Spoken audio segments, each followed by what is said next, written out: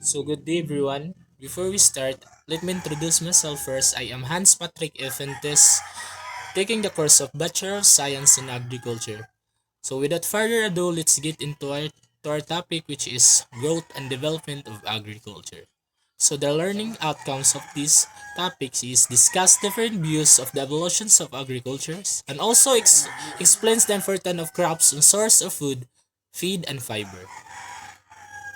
So what is agriculture? So agriculture is also known as farming and productions of food, fiber, feed, and other goods through growing and harvesting plants and animals. It is science, art, and business of producing crops and raising livestock. And also, we all know that agriculture is the big one of the big sector of the all over the country. And also historical development of agriculture is 95% of the time humans have been on earth. Hunting and gathering food was the primary technique of securing sustenance. Hunting and gathering called for a nomadic lifestyle that is allow human to follow animals, herd and take advantage of the seasonal life cycles of edible plants. So mo ni siya ang pictures example of the hunting of hunting before. Then agricultural revolution is also known as Neolithic revolutions. It coincided with the end of the last age and the beginning of the current geological epoch and the Holocene. Set the foundation for what we know as modern as human life. People created advanced tools, farming methods, and domesticated animals. So as the time goes by, so ang mga tao kay nag-invent sila og mga new mga tools which is to help the domesticated or our farms. And also domestication of plants and animals is the earliest known domestication of plants occurred about 11,500 years ago in the Fertile Crescent one in the Middle East, which is the Iraq, Israel, Palestine, Syria, Lebanon, Egypt, Jordan, Cyprus, Turkey, and Iran. So he is the the one who coined the term of Fertile Crescent. He is James Henry Breasted.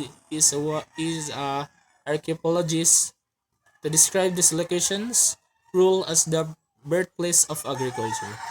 So early domestic plants including species still around the world today, such as wheat, barley, oats, and rice and lentils, and also beans, squash, and corns.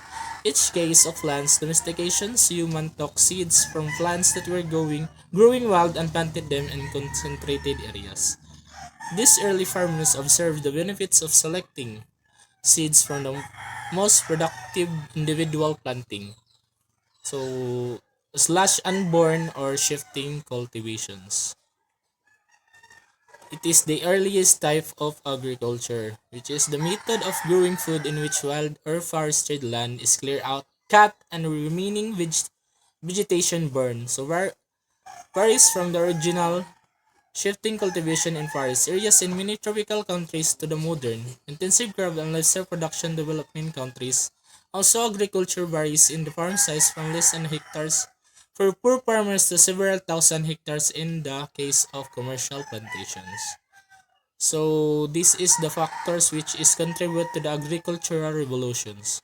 Number one is changes in climate, which is may have made into cold or dried to rely on wild food sources. It is change in climate is the one of the factors that affect our agricultural revolutions, and also greater population density, which is may have demanded more food than could be harvested from the wild, and farming provided more people per acre even if it required more time and energy. And all this is the second one. And also the third one is the overhunting.